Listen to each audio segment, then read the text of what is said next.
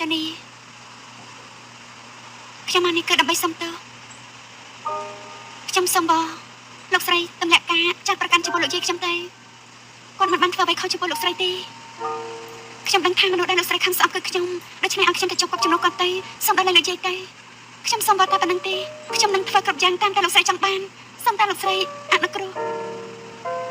គ្រប់យ៉ាងហ៎ប៉ិតជាចៅស្រីតែកតញ្ញូមែនម៉ារីម៉ាគ្រប់យ៉ាងឯងថាអញ្ចឹងហ៎អូខេលុតជង្គង់ទៅលុតជង្គង់ទៅថាម៉េចលុតជង្គង់ទៅពុកមកយើងអញខ្លាំងឬមកយ៉ាងម៉េចហ្នឹងលុតជង្គង់ចុះភ្លាមទៅស្អីគេកុំមកស្ទង់ណាម៉ារីម៉ាសុំបង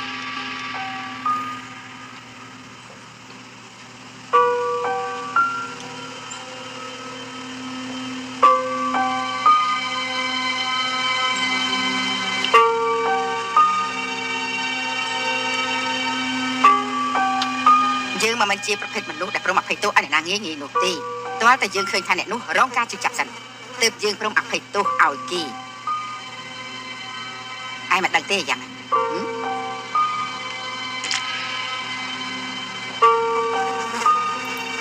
ពេលនេះ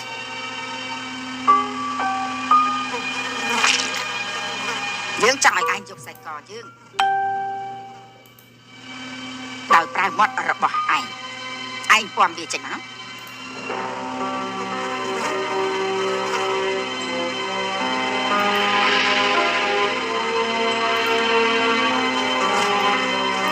នៅចាំស្អីទៀត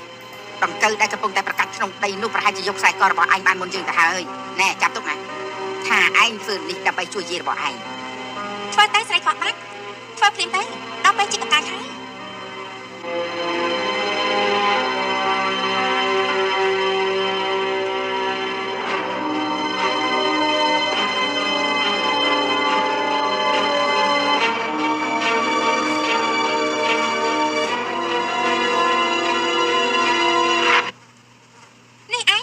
ជាស្រីកោះវង្វេងឋានចាំទុកណាម៉ារីម៉ា